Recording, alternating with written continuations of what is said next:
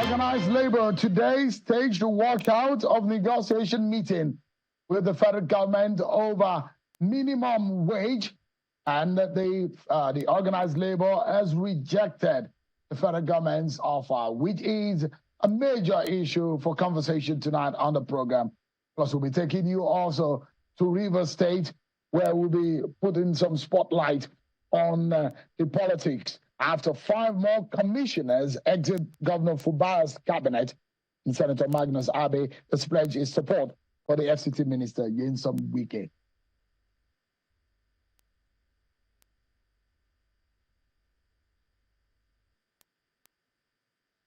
Hello, everyone. Welcome to the program. Apologies for the delay in commencing the program. Let's get started, everyone. So tonight, so much to talk about. I'm trying as much as possible within the limited time that we have to get you all the juicy parts of what we have packaged for you tonight. So sit down, everyone, and let's get started. Let's start from the presidential villa, where Reverend Father Matthew Kukah has visited President Bola Tinubu at the presidential villa, where he had a discussion with him. After the discussion, he told State House correspondent that 1 year is not enough to judge the Tinubu administration, but he has also said that the government must communicate well with Nigerians and they must fix the socio-economic challenges that Nigerian people are facing. Take a listen to Bishop Matthew Kukah. I'm sure many people will tell you that 1 year is not enough to make a judgment. However, from where we all stand, we know that we are all in a very difficult situation. Nigerians are in various levels of pain, and there are pains that are unintended. But that there is also certain policy decisions that hopefully with time can be amended in order to serve the welfare of ordinary people. I believe that the essence of government is to guarantee the welfare and security of ordinary citizens. I believe that the times that we are in now are very, very difficult times, and nobody should be under any illusion. But there are also times for renewal. You know, we just need to commit ourselves to the fact that building a good society takes a lot of time. It's not something that is done in one lifetime. And for me, the most important thing is for us to continue on the building blocks of the things that we think are being done well. My argument has always been that the government needs to very quickly improve the quality of communication so that Nigerians can at least get a sense of how long is it going to be before food is ready. And that's Reverend Father, the Bishop of Sokoto Diocese of the Catholic Church, Bishop Matthew Kukah. Let's tell you that things didn't go very well or as planned by the Nigerian labor, the organized labor.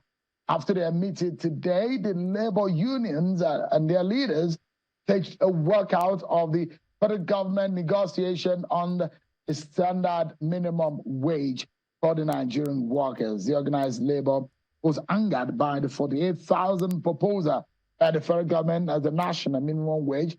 The labor union described the offer as ridiculous. The NNC president, Joe Ajaero, explained that the government is not serious about negotiating with the labor and the new minimum wage. He explained that the FG does not have the necessary data to negotiate with labor. Take a listen to him. The government's proposal of a 1,048,000 naira as minimum wage does not only solve the sensibilities of my farmers, but also for significant short of meeting our needs about measures. In contrast, organized private sector improved an initial offer of 54,000.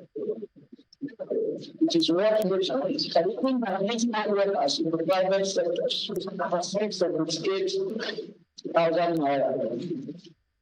as clearly stated by the organized private sector, I'd like to start disparity between the goals we have and prevailing cycles for demonstrating the awareness of employers and the fair national Nigeria. So I think that you can go back and the point you gave China and it's enough time. All right, remember, Labour had already proposed 615,000 naira. But what Labour is saying that the federal government today came to the table with 48,000 naira. And they said we rejected it. Labour is accusing the federal government. It does not have the requisite data and the information to be able to negotiate on that and there's two stage to work out. Well, is this some sort of stalemate or what? Don't forget that the federal government has said on May Day, which was a Labor Day, that the new minimum wage, which they say they have adjusted, will commence on the labor on that 1st of May. But where does the Nigerian labor or the worker fate lie in all of this? Let's talk with one of those who are negotiating and talking with federal government, one of the leaders of the organized labor, the president of the Trade Union Congress, Comrade Festus Osifo, joins us virtually live on the program tonight. Thank you so much, Comrade, for joining us tonight. All right, everyone, let's stand by. We will connect to Comrade Osifo and let's understand the reasons on the expectations of the Nigerian labor. This is a very crucial matter because it will affect a lot of things. The bottom line are in what the workers take home, the food on their table, the money's in their pocket. When they do not agree with the federal government, what does this mean? We hope to hear from one of the labor leaders. He's standing by to join us. And as soon as we're able to connect with him, we will join him. Plus, don't forget, I'll be taking you to Riverside for you to hear from the major players on what exactly is going on. What is the way forward for the Rivers people? Stick around with me, everyone. But first and foremost, let's check out we'll take a break and take some commercials, and we'll be right back to have a conversation.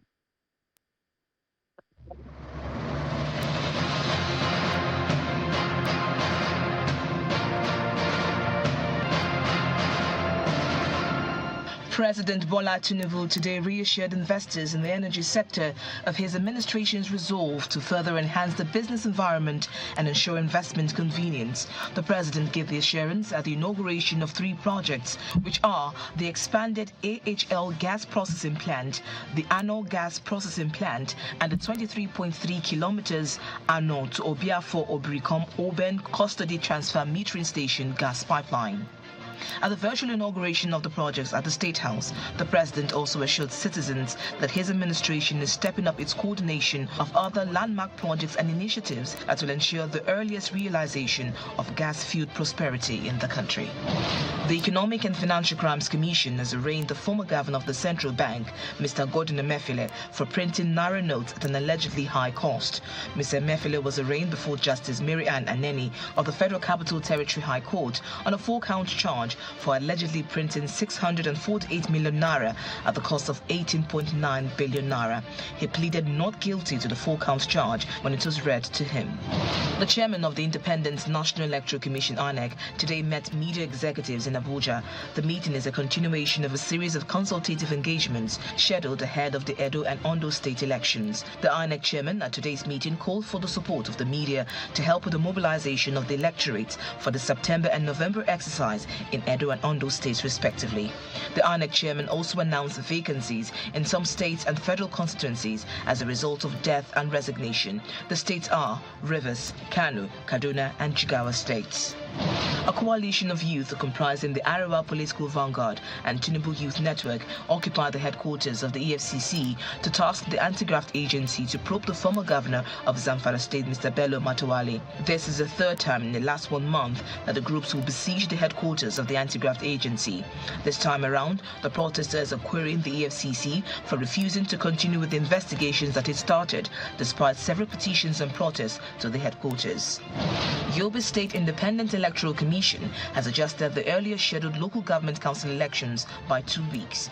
The executive chairman of the commission, Maman Mohammed, who disclosed this at a press briefing in Damaturu, the state capital, revealed the elections will now hold on June 8. He explained that the postponement was due to logistic issues and other reasons that may impede seamless, free and fair local government council elections.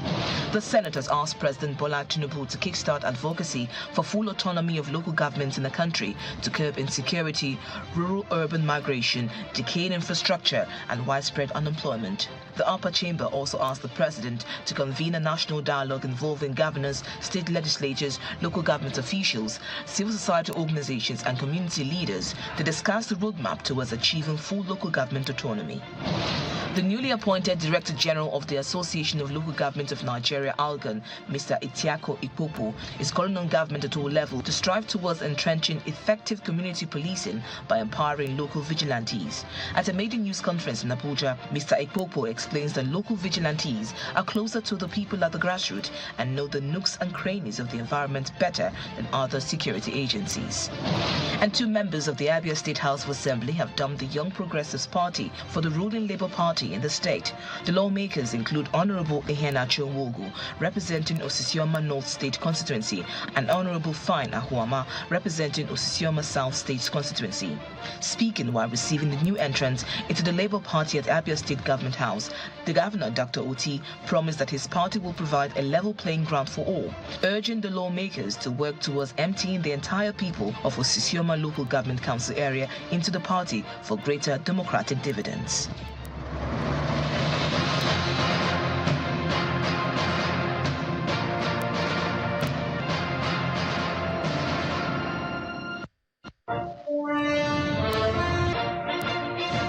Everyone, so let's get talking and let's get a view of one of the labor leaders, the TUC president, Trade Union Congress of Nigeria, Comrade Osifo, Festus Osifo, joins us virtually. Thank you so much, Comrade, for joining us. Now, give us an understanding. Your colleagues walked out of the federal government's negotiation. It does look like it did not meet your expectation. You came to the table with a 615,000 naira figure, but they came with 48,000, or was it?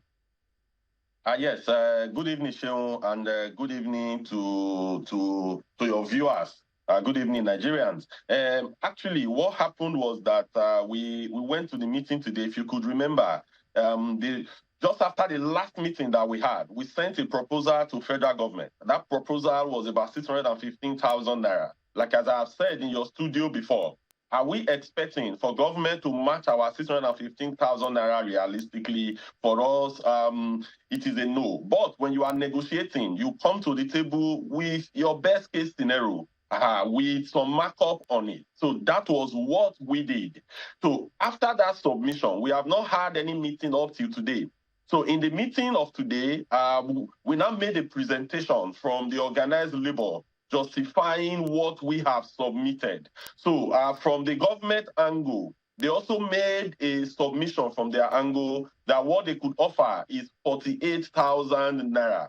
Then from the organized private sector, they also did a presentation that it should be 54,000 naira.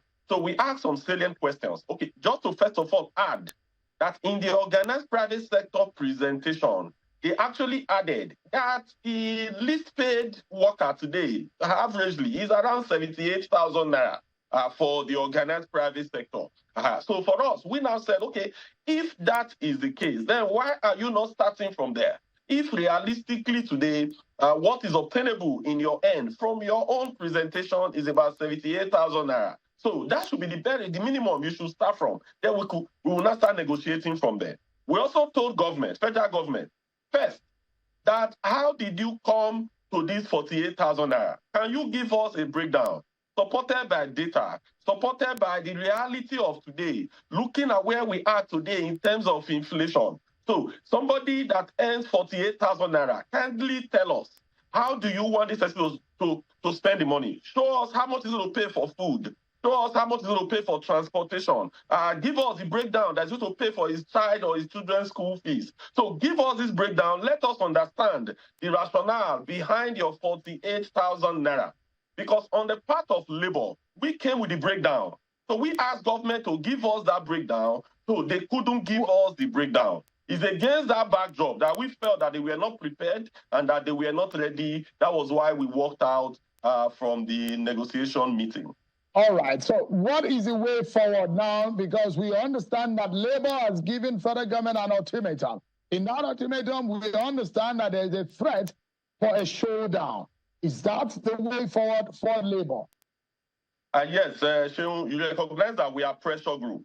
Like if you remember, the last time I was in your studio, that we talked about the federal government, the cybercrime levy. After the interview and after some interventions, the levy was withdrawn. So our threat for industrial action, when the condition precedence is met, then we will go back. If you remember, on May 1, Sheung, if you remember May 1st, in Eagle Square, we actually stated that government should conclude discussions around minimum wage by the end of May. And we are still maintaining that stand, that all conversations around this, should be concluded by May 31st.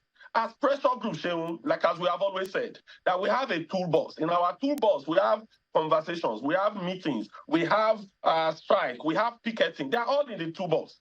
So we have told government that they need to conclude this in earnest, but if they don't invite us for meetings, that they will be much more serious. All we want from them is some level of seriousness. So if you look at the value of 48,000 naira today, as when we negotiated 18,000 naira in 2011, 18,000 naira could buy more than 2 bags of rice or thereabout. When we negotiated the 30,000 naira in 2019, it could buy 1 bag of rice, about 1.5 bag of rice or thereabout.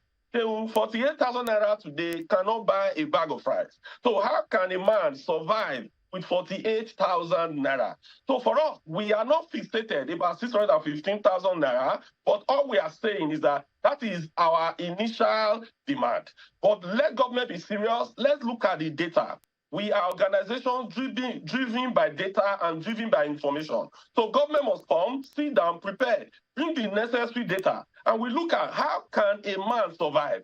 So even a single man, somebody living in Yaya or somebody living in Lugbe, in Abuja, can 48,000 naira will not. But Mr. Osifo, if the federal government said, because from the existing figure, the national minimum wage is 30,000 naira. We see now that states like Edo State jacked it up to 70,000. That means that figure from Edo State is even higher than the proposition of the federal government. The federal government seems to just have added 18,000. Did they give reason? Is it that they cannot pay? Is it that the money is not there? Or what exactly is the reason for the federal government to say 48,000 is their proposal, or is that their first figure that they put forward as a mode of, getting into the mode of negotiation? Yes. For us, we want to assume that what they have put forward, we don't know, because there was no reason I was actually adduced to it. But to quickly let you understand that even the national minimum wage, that was 30,000 naira.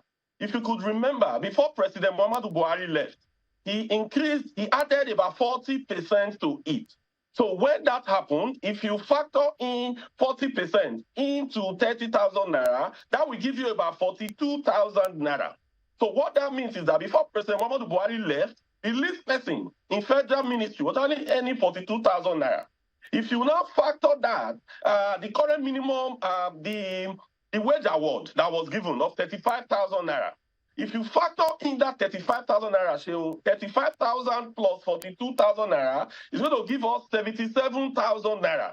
So that is actually, as of today, what the least federal government worker earn is 77,000 naira.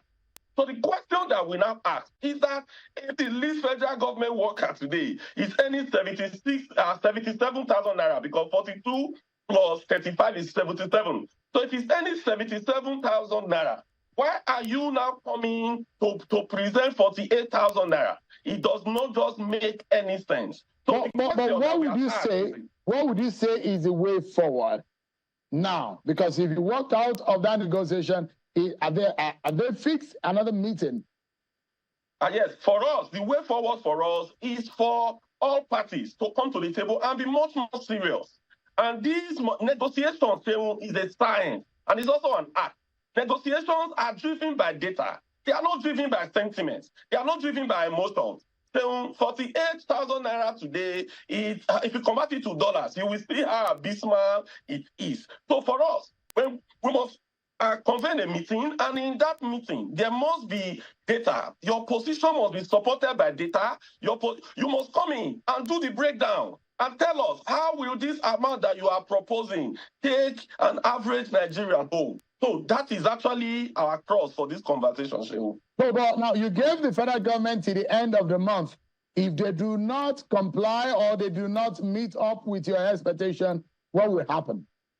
Yeah, Shehu, like as we have said, I will not be able to pronounce fully what will happen now because we have organs. But overall, like as I've said earlier, we have toolbox, and in our toolbox, we have various means with which we call government to order. So for us, we are going to hold our organ meetings, we do the review, and at the end of the day, we'll communicate to Nigerians, because what they have put on the table is completely abysmal. Not an era where you have inflation that is chasing high levels of 30s.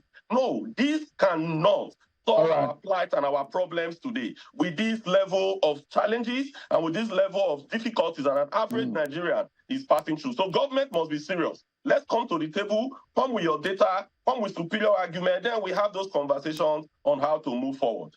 So for labor, quickly, I just have about 10 seconds. If anything that is less than 100,000 or 150,000, will it be acceptable to labor?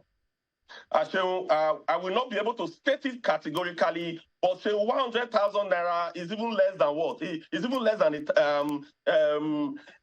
It's about $80. What can that actually do as of today? But as we have said, in negotiations, we put our best foot forward. In negotiations, we have people in that table who understand the art and science of negotiations, who should be able to resolve all this, as long as government is serious and they come to the table with superior arguments and data. Festus Osifo is the president of the Trade Union Congress, one of the leaders in negotiating with the federal government on the national minimum wage. Thank you so much, and I wish you and your colleagues the very best as you negotiate for the interest of the Nigerian labor and workers. Thank you so much indeed. Thank you so much. Thank you. I appreciate it. Let me take you to Rivers State, where, of course, some drama of emerged today. 5 more commissioners who are loyal to the Ministry of Federal Capital Territory, AFCT, Nyesom Wike, have now resigned their position from Governor Stephen Lai Fubara's cabinet. Those who resigned today are Mr. Chinedu Mmom from the Ministry of Education, Gift Wolu from the Ministry of Housing, and Jacobson Mbina from the Ministry of Transport. Imnime Aguma resigned as the Commissioner for Social Welfare and Rehabilitation, and they have said that there is no room for progressional development in the workplace. Austin Ben Chirma has also resigned as the Commissioner for Environment, and he has cited due to the political crisis befalling their River State and other personal reasons.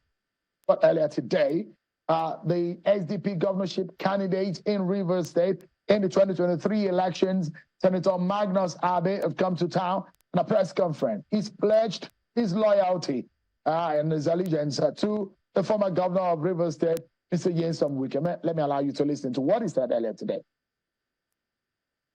It is not true that Wike came and pushed me aside. No, that is not true. We had a disagreement, but I will not give the details of that disagreement for the governor of River State. He is the governor. And we are not members of their party. And we are not therefore part of their problem. We are members of the APC.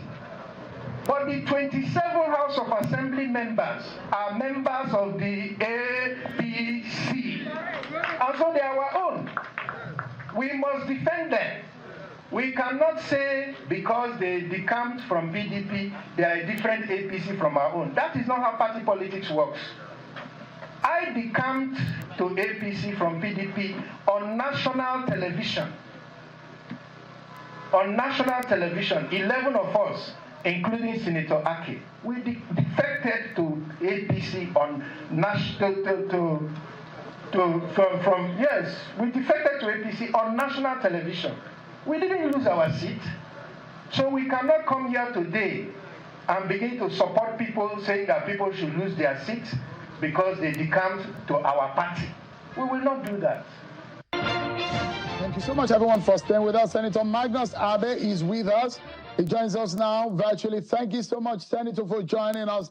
Senator, in all of these political field and crisis happening in Rivers State, why did you decide to take side, and why did you choose the side that you're taking today? Yes, so if you can hear me well, the situation is, like you well know, the politics of Rivers State here for the past few years have been, would I say, convoluted within the All Progressives Congress where we belong. And we have looked at the situation with the recent changes in the party and the appointment of a caretaker committee for the party in the state. We have decided that it is a reset button for all members of the APC and a grand opportunity for us to come together to begin to rebuild the party to support the president's renewed hope agenda. And as you well know, Shehu, there's no running away from the reality that the Minister of the FCT has been an integral part of the Tinubu administration, as well as a major contributor to the victory of President Tinubu here in Rivers State. So our decision to acknowledge that reality and work with him in the interest of the party and in the interest of the president should not come as a surprise to anybody. Any realistic politician should know that it makes no sense for us to say that we're supporting the president, we're supporting the party, but we will not work with the president's appointee in our own state. I don't think that makes any sense. So we put the matter across to our stakeholders today, and they unanimously supported and endorsed that position as the right thing for us to do, both for the party and for the country, as far as the APC is concerned in Rivers State. So that's the decision we have taken. But, I mean, is former Governor Wike now a member of the APC? Because when you're saying that that is to support your party, I know that you perhaps have now joined back your folks in the APC, but then former Governor Nyesom Wike has said that he's still a member of the PDP. Is there a confusion here? There's no confusion here, Shehu. He's a minister in the APC government. We are not saying he's a member of the APC, but he's a minister in our government. And we cannot, with all due respect and with every proper sense of reality, decide that as a party we will ignore the president's appointee from our own state who is a minister in our government. It makes no sense. So he does not have to be a member of the APC, but he's an influential figure in the APC government, and it is in the interest of the party to work with him. And we will do so in the interest of the party and in the interest of the nation, and to be able to give our full support to the president. So he was not a member of the APC when he led the G5 to support the president. So at that point, the president didn't say, no, you're not a member of the APC, so you cannot support me. So if the president didn't say that, we too will not say that he's not a member of the APC, and so we will not work with him. We are following the footsteps of our leader, and we will work with him. That is a decision of the stakeholders today, and that is what we're doing here in Rivers State. So does it mean that you are you've taken sides? You say you are supporting Governor Nyesom Wike as against the position of Governor Fubara. For those who say that Governor Fubara is being vilified and his government is being fought by the Minister of the FCT in these political crises, is that your own position personally too, that whatever that is going on, you have joined to wage war against Governor Fubara? So, you know, there is no point trying to put words in my mouth. I don't know of any war being waged against Governor Fubara. What I know is that there is a crisis in the state which every Nigerian is aware of. I was not part of the political process or the group that brought Similai Fubara to power. So I am not party, and we are not party to that dispute, whatever the circumstances of it may be. But I have advised before, and I want to advise again. The legislature is an institution. The executive is an institution. In the interest of the state, there has to be some kind of understanding or arrangement that will enable them to work together. I think that to ignore all these members of the legislature, ignore all the other characters and personalities involved in the dispute, and focus solely on the minister of the FCT and the personality of the governor is a way of trying to avoid the reality of what can bring peace to the state. I think if we acknowledge that the legislators are also stakeholders in the government, and there is some effort or attempt for them to work together, it will be a more practical approach. So I don't want to be drawn into that controversy. But the much I will say is that, like I've said before, these legislators are now members of our own party, the All Progressive Congress. To broker peace and we will give them whatever support that is needed Governor as members Fubara of our and party. former Governor Wike. That does not mean that peace should not be advocated by every reasonable person, because I don't think that what is happening in the state currently makes sense. And I think that they can reach an accommodation that will make it possible for them all to work together. There has to be give and take. That's the reality of it. But that is a separate problem. As members of the All Progressives Congress, we are trying to put our party back together after all these challenges that we have faced in the state.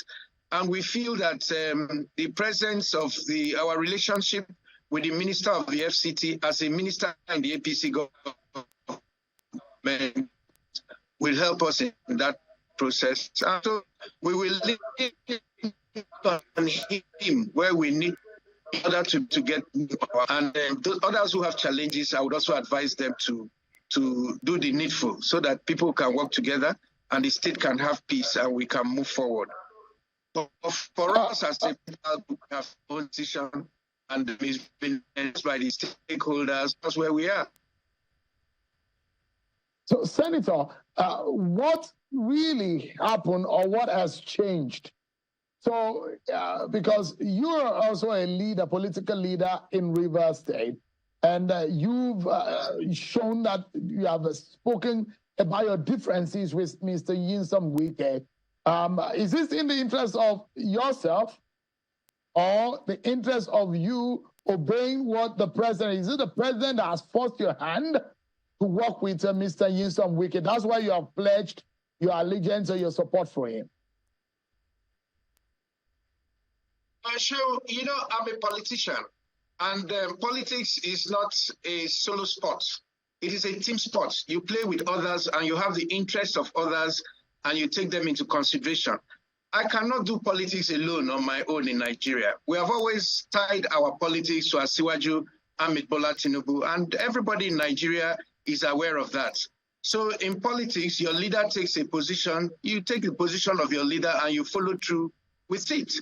So if the president is working with the minister of the FCT, do you think it makes sense for us as supporters of the president to stay in our state and say we will not talk to the minister, we will not relate with him, we will not seek his help where we need it, we will ignore him, but we are supporting the president?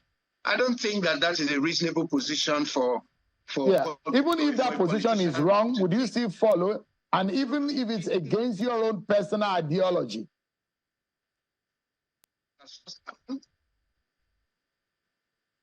How can being a member of the APC be against my personal ideology? How can what I'm making is that you are saying you've pledged your support for Minister Nyesom Wike. There are those in Rivers State who think that he is wrong in this matter.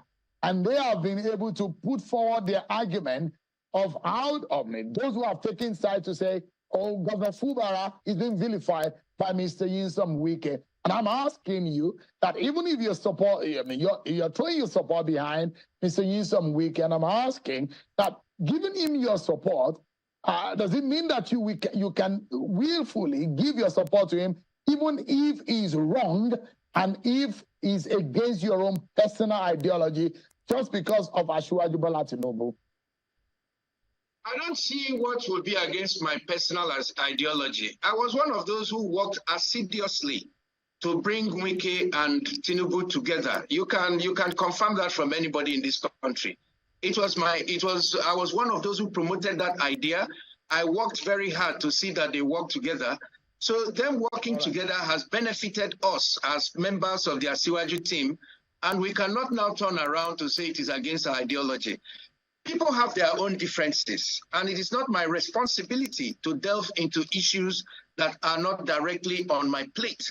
But as a Rivers man who is concerned by the trend in the state, what I have said simply is that it is important that the governor should remember how he became governor, and people should know that the interest of Rivers State supersedes every other interest.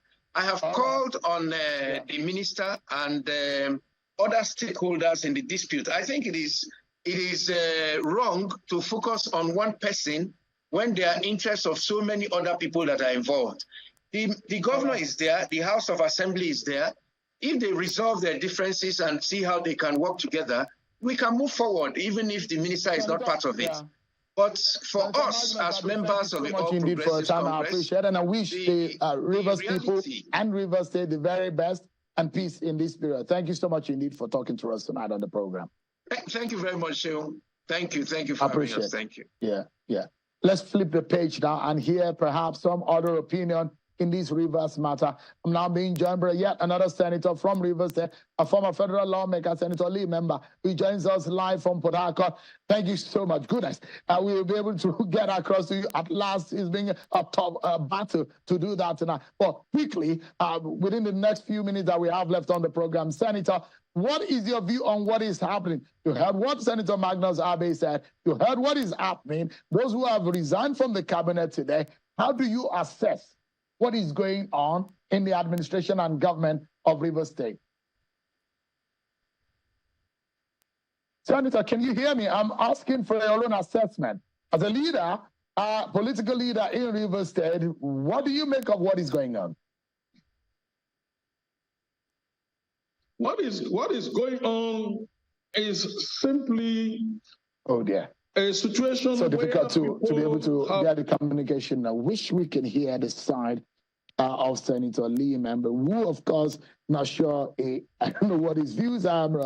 I'm very certain that he's not on the side of Mr. Nyesom Wike. Perhaps he does feel that he's a member of the PDP and perhaps he's taking sides with Governor Stephen Fubara. I'm hoping that we might be able to get a clearer and a smoother connections with him. I'm here with you. Can you... Sadly, that's how we draw the curtains on the program tonight. And thanks. Some days it happens. You win some days. Some other days, well, you take it as it is. But that's how far we can go tonight on the program. Many thanks, everyone, for watching. I'll see you tomorrow again, 7 p.m. God bless Nigeria.